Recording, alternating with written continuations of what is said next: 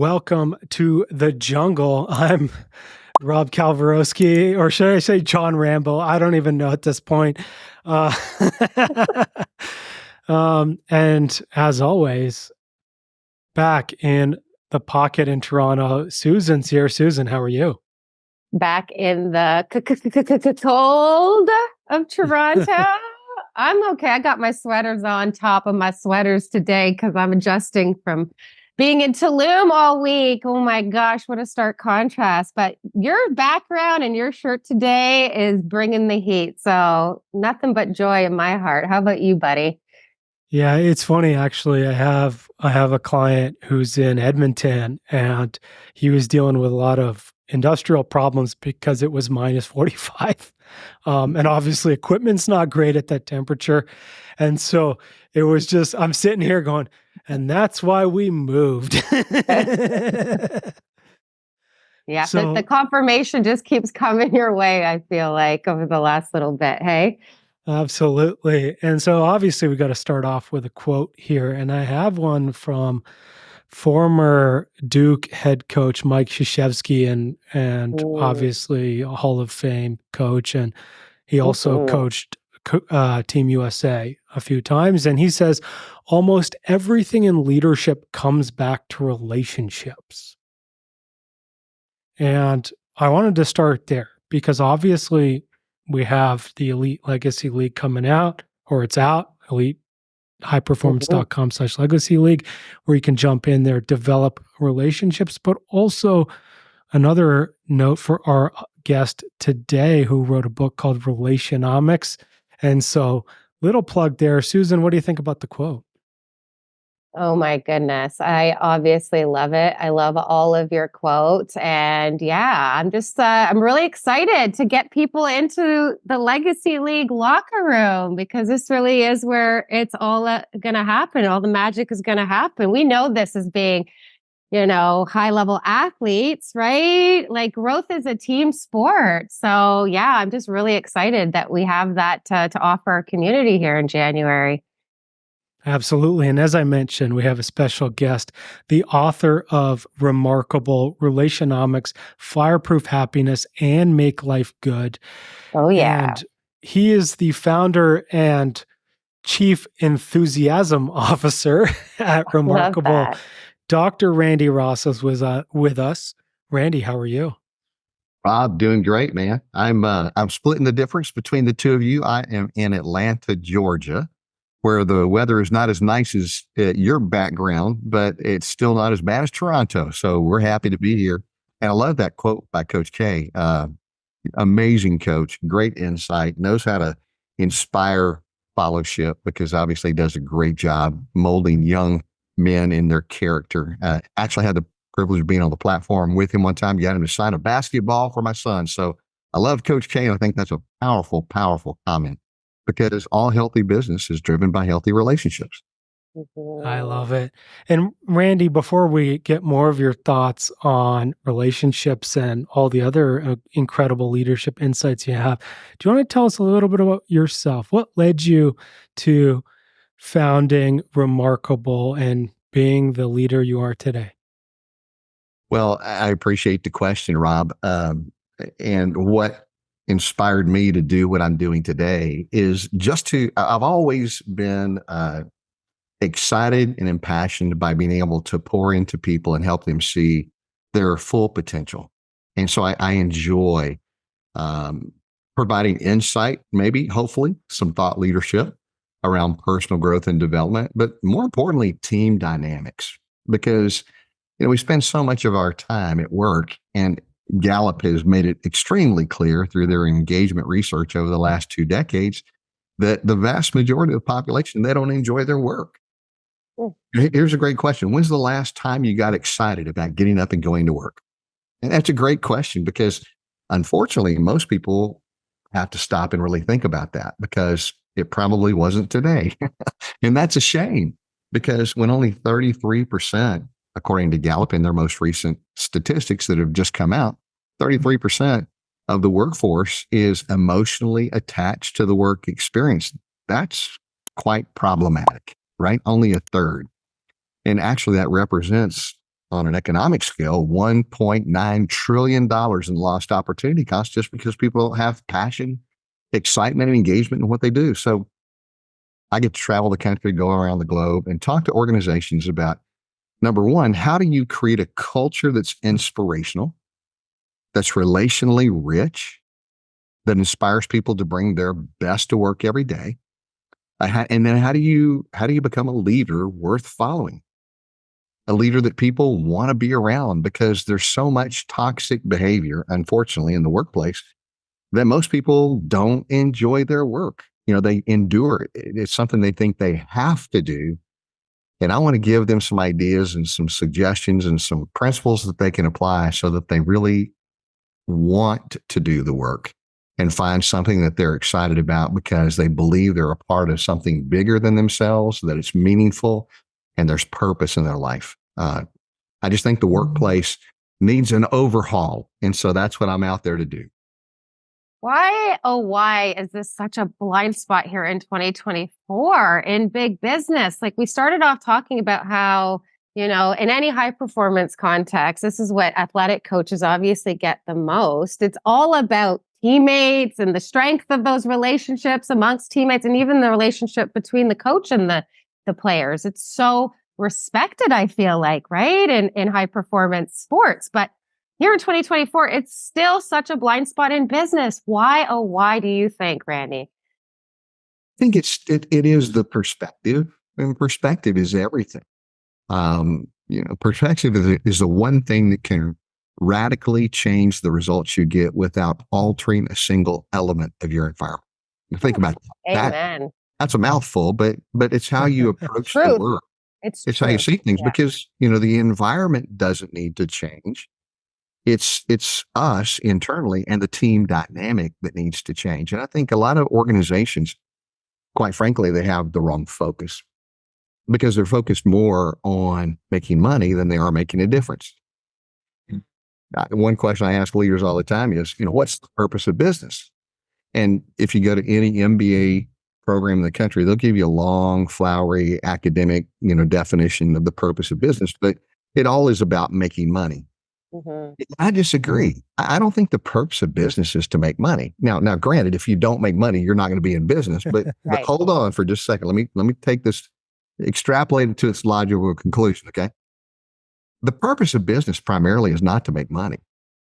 The purpose of business is to improve the human condition, to make life better.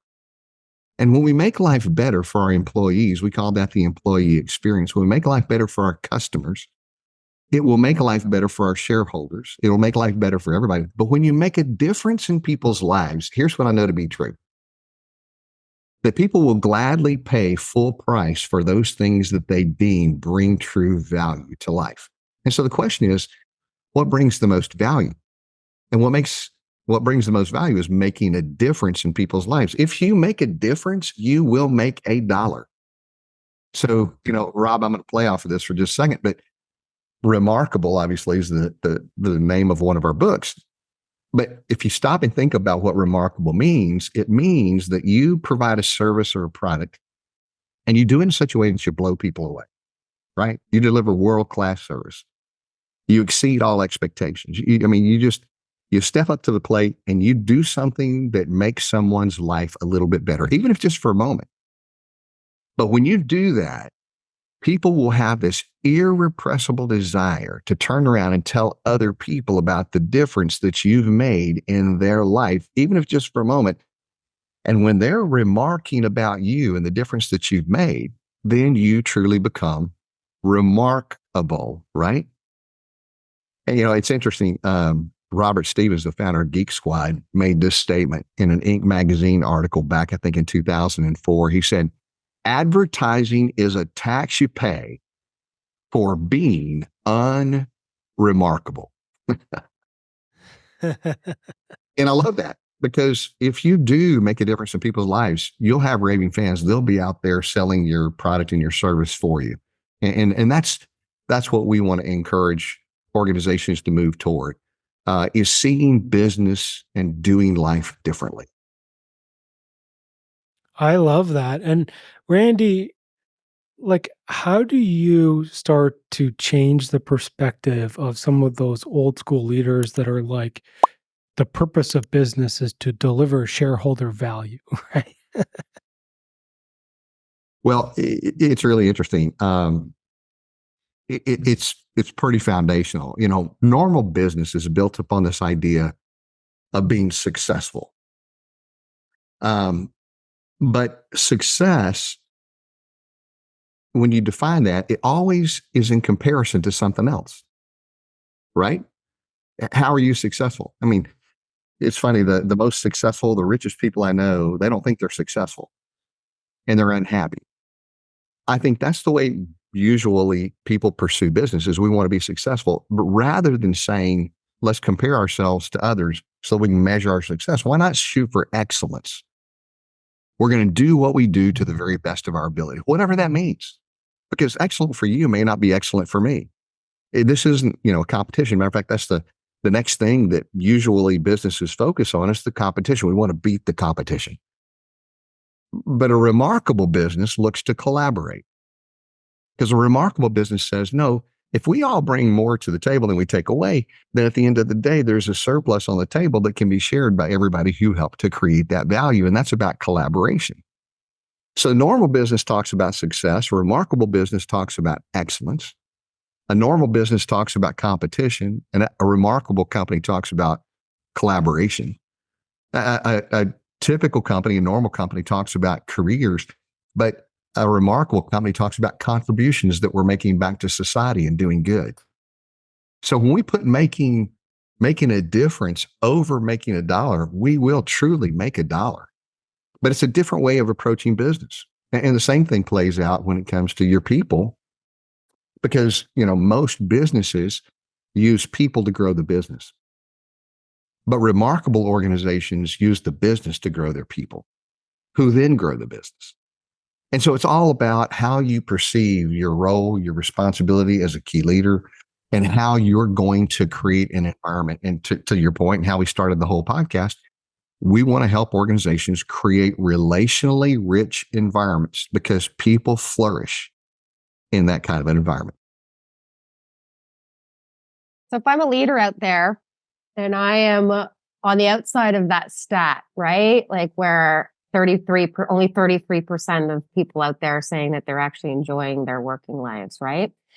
And I see that this is maybe a pathway to that, not only for myself, right? But for my people to actually be able to enjoy the place that they come to work every day that I'm responsible for curating as the leader. Where would you suggest that I begin to go on that journey?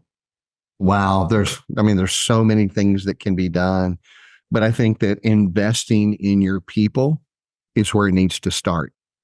And I see this over and over again for many organizations. It's counterintuitive. I mean, we came out of COVID. There's been a lot of talk over the last year about a recession. Are we going to have a soft landing? Are we going to have a hard landing? Are we going to go back into a recession? Well, whenever there's concerns about the economy, what's one of the first things that gets slashed? Training budget. People dollars. Yeah. We pull everything back away from our people, and it's kind of counterintuitive. But if you want to hold on to top talent, if you want to attract the best people, the question you're asking is, do you believe enough in me to invest in my future? Will you help me get better? Will you help me grow and develop so that I can go anywhere and be successful? And the best organizations have figured this out, that they have to train their people so well they could go anywhere in the world and be successful, but they love them so deeply that they wouldn't want to go anywhere else. And that's the key. So when times are tough and dollars are few, the best place you can invest is back into your people. Because think about, here's the question. What kind of a business would you have if you had no people? Not much of a business. And so, we often, I jest because sometimes when I'm in a conference, I'll ask, what's the greatest asset that you have as an organization? And people, they intuitively know that it's their people. So they'll say it's our people. And I'll say, no, that's not correct. The greatest asset you have as an organization is the right people. Your greatest liability is the wrong people. So it's not just people, it's the right people, but we have to grow up the right people. And that's all about culture. It's about how do we bring, people together to play in the sandbox well together. And that's culture. So culture, a focus on culture has to be by design, because you're going to have a culture wherever people get together. The question is, will it be by design or will it be by default? But you're going to have a culture, because culture is defined as the values, the beliefs, and the behaviors that individuals bring to any endeavor. So it's based upon their values. We could talk a lot about, values and the need to be value centric, and their beliefs are driven by their values, and their behaviors ultimately, that's what we want people to bring is their best behavior, but it rolls all the way back to values. And so the culture conversation, to me, is the most vital conversation that needs to be taking place daily in every organization. I couldn't agree with you more. And it's so funny. Like, I've had a lot of other folks in the leadership space who say stuff like, the values are the things that the company aspires to be, and that's why they put it on the wall. And, Randy, like you mentioned, like making a culture and living your values authentically as a leader. This is like a daily practice that happens all the time. Like, can you talk a little bit about, like, if leaders are out there and they're trying to put these values into their culture, or even, at a micro level, maybe it's just their team, how do they go about doing this? Great question. And I'll try to answer your question and Susan's earlier question, give you some practical handles here. Okay. So Yeah. we define a remarkable culture as a place that possesses a trilogy of characteristics. So let's define it first, and then let me give you some practical principles. A remarkable culture is a place where people believe the best in each other. They want the best for each other. So therefore, they expect the best from each other. Let's break that down. So the first, we believe the best in each other. That's trust. You have to have a high trust environment for people to flourish. And we know that trust is the commodity of leadership, or trust is high, resistance is low. We know all that. But it starts with trust. The second, we want the best for each other, is about compassion and connection. Do you have my back? Are you willing to help me grow? Will you coach me up to success? Will you invest in me? The relational sphere. And then lastly, we're very familiar with this, it's accountability. And we're great in corporate circles about accountability, but we're not so great at establishing trust first, and then deep connection and compassion, a loving environment, as it were, for our people. And so we've got to focus first on trust, then connection, and then accountability. We can't reverse that order or it messes things up. So that's what we're shooting for, right? And it doesn't matter where that culture may be. It could be at work. It could be in your subset, in your unit. It could be in your philanthropic organization. Even think about this. Most people don't stop to ponder the fact that you've got a culture in your home. What kind of culture are you creating? Is it by default, or are you consciously seeking daily to strive to make it better? It's a great question to ask, because a lot of marriages fall apart because no one focuses on the culture, right? Mm-hmm. So how do you do that? Well, I'm a philosophy geek. Okay. Let me just get that out on the table. It's a weird quirkiness of mine. I for the last several decades, I've been a student of axiology. And I don't know how many of your listeners are familiar with axiology, but it's a strain of philosophy that talks about values, value constructs, and value creation. Axiology is an attempt to define and measure good. But more importantly, this is fun, it's how do you create movements of good within organizational life? And so I take these principles, and this is what I espouse both in the book Remarkable and when I travel and speak to organizations. I unpack some of the principles of axiology that will help you codify your culture. And that's what the book is really all about. So may I offer a few of those principles real quick? Please, Randy, please. Okay. All right. Well, and I'm not sure how deep you want to take this, so I'll skim the surface so that we can come back and swim around in it a little bit if you want to.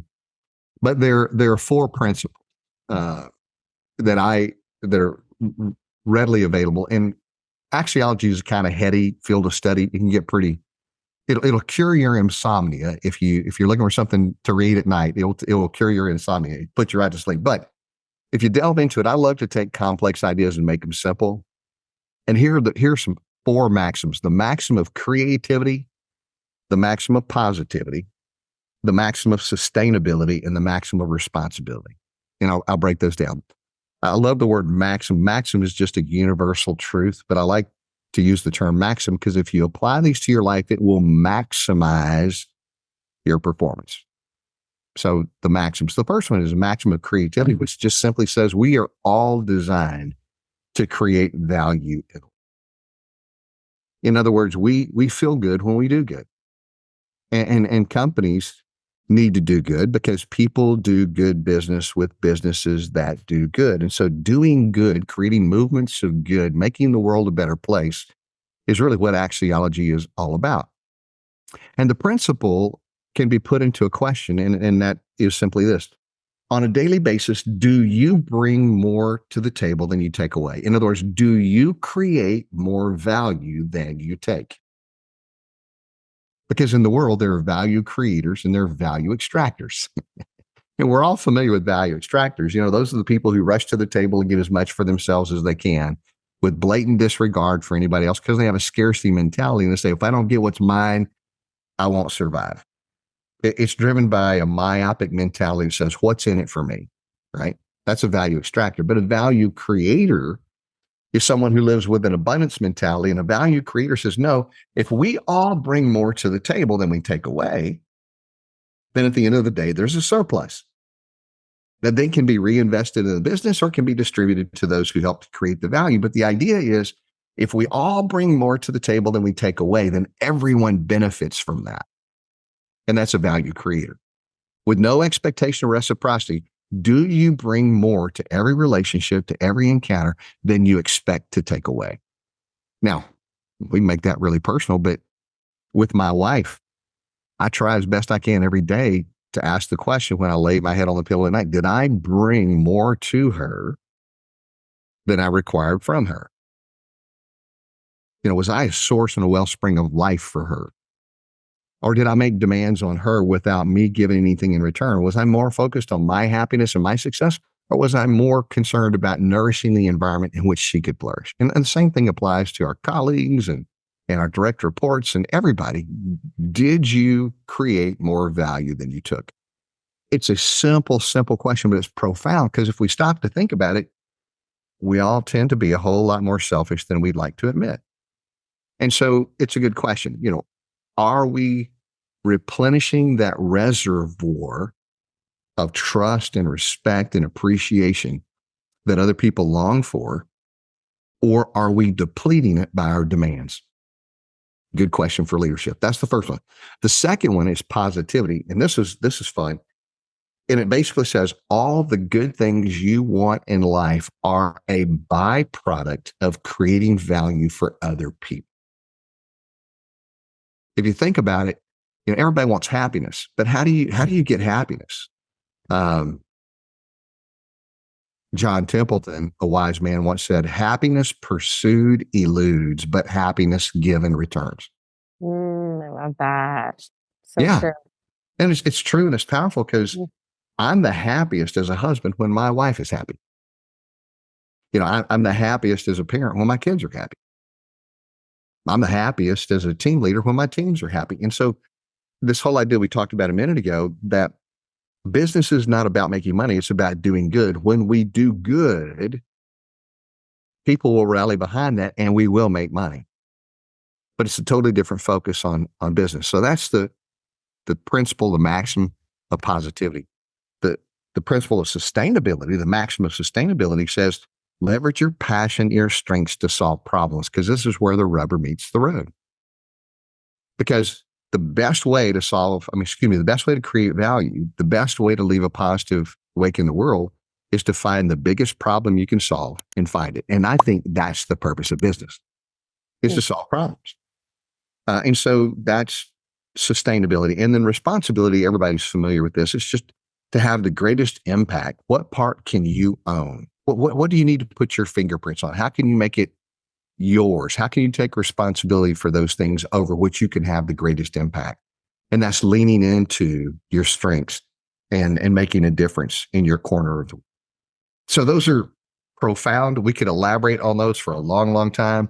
We can go as deep as you want to, but those are the 4 principles that I encourage people to apply if they really want to begin to create a movement of good and make a difference in the world. I'm curious, Randy, what is your personal daily practice for keeping all of these maxims and all of these principles and all of these, rules of engagement, really primed and available to you as a leader of your people? Do you have like a Well, daily routine or well, habit? you have to stay refreshed. You have to keep practicing them. But one of the things that keeps me on track, honestly, and I encourage leaders to do this all the time, is ask people a single question. If you want to get feedback to help you continually grow, ask people a single question. It's what I call the poor man's 360. And it goes like this. Sit down with somebody that you trust, people that you value, you respect them deeply, maybe your spouse or a colleague, somebody close to you, and ask them this question.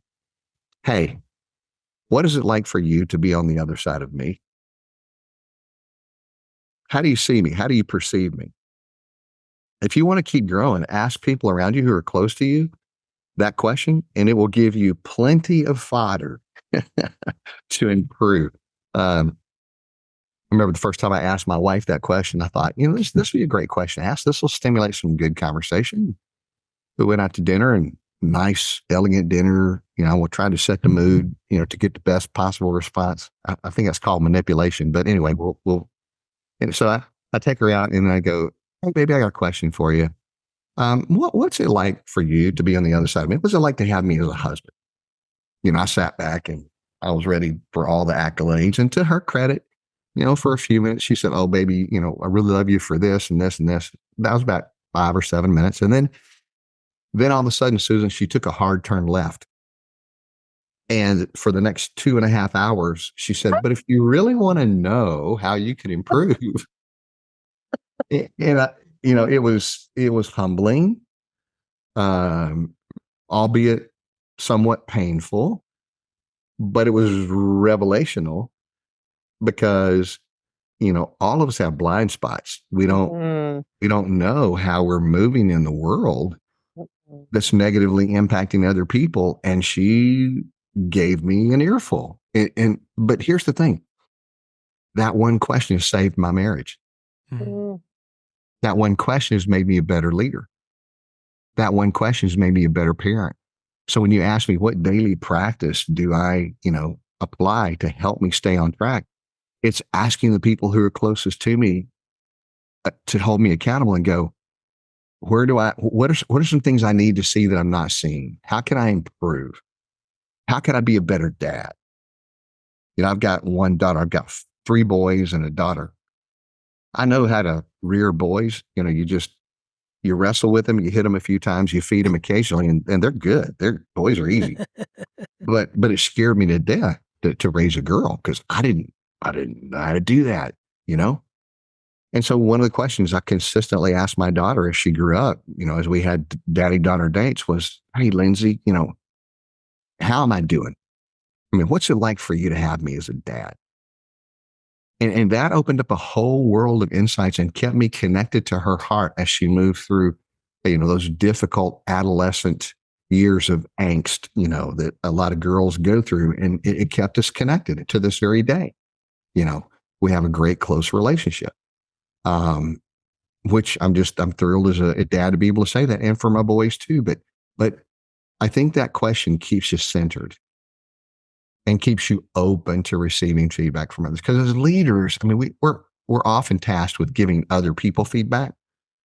But it's interesting because the higher you rise in the life of any organization, the less honest, clear feedback you get on your performance. Truth. And there may be a board that holds you accountable, but a board doesn't see your daily activity. And then those who work closely with you do, and they're the ones you should be asking on a regular basis that question. And here's the deal. If you just started asking it, you need to give them a while, because at first they're not going to be completely candid, because it's like, well, will there be punitive measures if I'm really honest with you, or what are the consequences going to be? But if you ask that regularly, if it's a part of your ongoing conversation, and they get to realize, hey, he's serious. He really wants to know, because he's going to take and seriously consider and possibly apply some of the stuff I'm talking about. That creates what I call open loops of continuous feedback within the life of the organization. And the best organizations that I've worked with are those that have been able to create open loops of continuous feedback, where everybody at any time can talk to anybody about anything, up, down, sideways, backwards. It doesn't matter. You're involved in this ongoing conversation of growth and development, because those organizations become self-coaching and self-correcting, and they play above the rim. They play above the rim. So back to, Coach K analogy, there have been some incredible athletes who have formed our American national team, right? But there have been some great teams that did not coalesce because they did not collaborate, cooperate, and perform well together on the court. It requires someone like a Coach K who says, hey, there's got to be clear communication. We've got to know each other intimately. We've got to be able to understand the verbal and the nonverbal cues. We've got to lay our egos aside, and we got to step onto the court as a team, not as the incredible individuals that we are, the athletes that we are, but we're better together. You may go faster on your own, but you can go farther as a team. And so we got to focus on creating that kind of culture that will take us farther. Randy, what would you say to the folks out there if they're looking to gather courage to ask that fundamental question for learning about the things they could do to improve? Well, it's not easy, but you ready for this? You got to swallow your pride. Mm-hmm. Because self-preservation and self-promotion create the most toxic behavior that individuals can bring to the table. And I think we have to get to the point, honestly, Rob, where we go, look, I know my value, I know my worth, and I bring a lot to the table. But I also know myself well enough to know that I've got gaps, I've got blind spots, and I need you in my life to help make me better. I need you as my unpaid coach, my colleague, my confidant, and sometimes even a paid coach, serves a great purpose in helping us see those things that we don't see in ourselves. Because there's this phenomenon called the self-help conundrum. And I talk about it a lot in the book Relationomics. We just don't know what we don't know. And if you go into any bookstore across the country, what's the largest section? Self-help. Self-help. So it's not that we lack information, but information alone doesn't change our behavior. We have access to information on the internet. Mm-hmm. Few strokes of the keyboard, you can get access to whatever you want. But so if it was information alone that would produce transformation, we'd all be completely transformed and perfect. But that's not true, because we need people in our lives, because relationships catalyze growth. If we don't have people that we're deeply connected to who can help us grow and develop, and that's the benefit of the best organizations, is that they have the opportunity, they have their own laboratory where they can produce this incredible experiment to create an environment where if people deeply connect and they have high trust in one another, if they believe the best in each other and they want the best for each other and they expect the best from each other, they can coach each other up and they can coalesce to do incredible things, albeit remarkable things. I think that's where I want to go with Randy before we let him go out of studio. I just wanted you to talk a little bit about each of these books that you've been referencing here on the show: Relationomics, Make Life Good, and then your newest book coming out on April 2nd, Remarkable. Just tell our audience what each of these titles, who are these books best for, each of these titles, and then especially with your recent piece of work, who are you hoping to serve with that book? Well, thanks for asking the question, Susan. Actually, we actually wrote Remarkable back in 2014, and it's been so well received in the market. This is actually the third edition now coming out of Remarkable. Oh, what a So made a testimony. few revisions. The cover's different, but basically the same message. So Remarkable is about unpacking the principles of axiology, but doing it very simply in a fun parable, leadership parable. It's a narrative. Um, and so that's about culture. It's about value creation. It's about customer service. The subtitle says it all. Engaged culture, stellar service, outrageous results. That's what Remarkable is about. And the third edition hits bookshelves on April the 2nd. So I would encourage you, if you want to pre-order that book. It's a great read. I think you'd really enjoy it and it'd benefit your teams. If you do pre-order it, I want to encourage you to do it through Barnes & Noble, because we have a special deal going on with Barnes & Noble right now that you can take advantage of.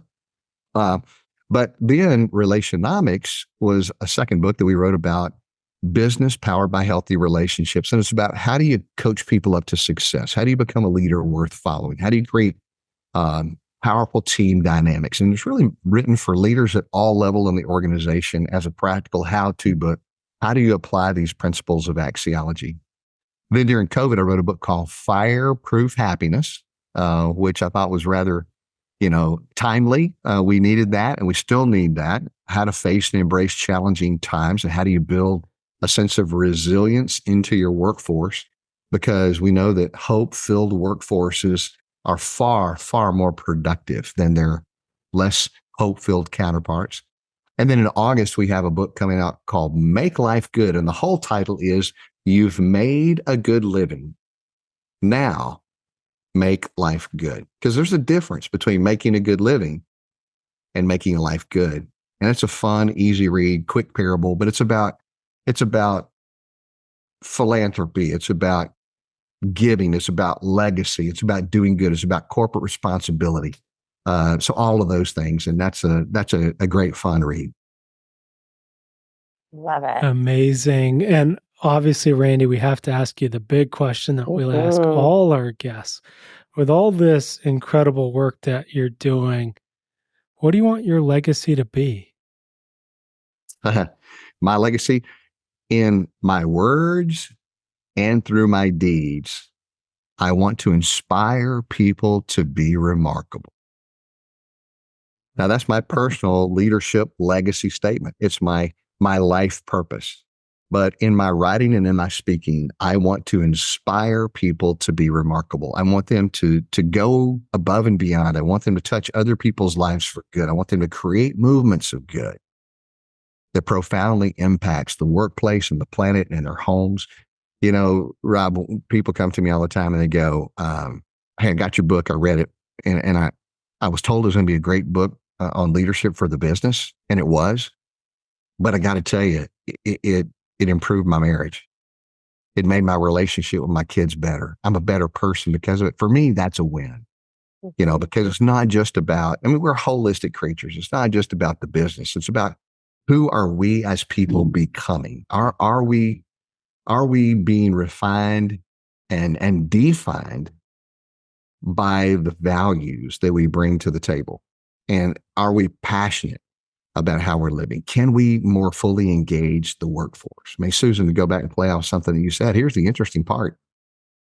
Most organizations, if they would just contemplate this simple fact, if the Gallup research is correct, and I believe that it is, with 33% of the population being highly engaged, 50% being not engaged, and 17% being actively disengaged, what would happen to any organization, if you could move 10% of those people out of that middle tier into the upper tier? Just 10%. It would make a huge, huge difference in the way you do business and the results that you get. So I often say the greatest resource that you have as an organization is the untapped latent energy that lies within the margins of life that your people could be bringing to the experience, but they're choosing not to because they're not fully engaged. And that's an issue of culture. So what if we could just change the culture enough to tap into that marginal discretionary effort? It can make a profound difference. And that's what all of our writing and our speaking is about, is helping organizations do just that. I love it. And folks out there, the third edition, Remarkable, April 2nd, get it going. Also, Make Life Good coming out in August. Special offer at Barnes and Noble. So pre-order those now. And Randy, I hope you have an audio book, because when I'm running, I'd love to hear your voice in my ears. Get me fired up. And obviously that everyone else, you can check out Randy's website, drrandyross.com. And I've dropped his LinkedIn in the podcast notes as well. Randy, is there anywhere else you'd like folks to find you? That's the best way, is through our website, Dr. Randy Ross. That's no period, drrandyross.com. You can connect with me on LinkedIn under Dr. Randy Ross. If you want to reach out to me directly, it's RR at Dr. Randy Ross. So, I would love to hear from you. Would love to connect with you on LinkedIn. And any way we might be able to serve the audience further, we'd be honored to do that. Amazing. Obviously, hit subscribe to Leadership Launchpad Project on your favorite podcast platform. And as we talked a little bit about at the beginning of the show, we have the Legacy League community rolling right now. Folks are in there. There's interaction, there's community, there's new material and content every week. There's obviously archives of tons of stuff that we've done over the years. And so get in there, elitehighperformance.com/legacy league. First 2 months are free, so sign up today. Susan, is there anything you want to leave folks with today? I just love our interviews with our 2.0 legacy leaders out in this world, making this case. It's funny. I had a client ask me this week when she was reading through some of the emails that we sent out for Legacy League. Is it really is growth a team sport? Is that really true? I was thinking, boy, I'm going to be sending her this interview right here. That's for sure. You get the method to the madness when you listen to this man speak. And what's so beautiful about it is because, he's talking about his legacy is to inspire everybody to be remarkable. I don't know how we get that inspiration if we're trying to lead and do this leadership thing in a silo. It just doesn't make sense to me. But I'm a team sport athlete, so that's a part of the culture I grew up in. I'm just so grateful that you came in at this point in time as we're launching our community space, Randy, because this really is why we created it. We believe in this purpose-driven mission of ours. When you add that value to your people, the money, that all takes care of itself. And that certainly has been our experience here at Team Elite too. So thank you for helping us spread this ripple effect. Absolutely, because life is a team sport. Amen. And so is business. So the question is, how well will we play together? I love that. And for me, what I want to echo here is the research backs all of this up, right? Mm-hmm. And so Randy was talking about the United States engagement. Gallup's State of the 2022 workforce globally said that engagement was at all-time highs at 23% in the world. Globally, you're right. Yes. All-time and so high. That is terrible. Unacceptable. Right? And you can even go on their website and they will give you a bunch of stats about profitability, productivity, engagement, happiness, absenteeism, turnover, all these things about how if you go from a bottom engaged culture to a top engaged culture in terms of quartiles. And the stats back it up. So there's no excuse anymore. The research is out there. And just like Randy said, right? Now it's about creating the community and the people in your life that are going to hold you to that standard to become that legacy leader. So get out there, find those folks, join us in the Legacy League, and let's get rolling. Randy, thank you so much for joining us this week. It was an absolute pleasure. And we have to have you back on because we have like at least another 3 hours of things I want to cover. Happy to come back and join you anytime. And I just want to thank both of you for the gift of your time. Amazing. Thank you so much. And everyone out there, thank you so much for listening. And we'll see you all next week. Bye, everyone.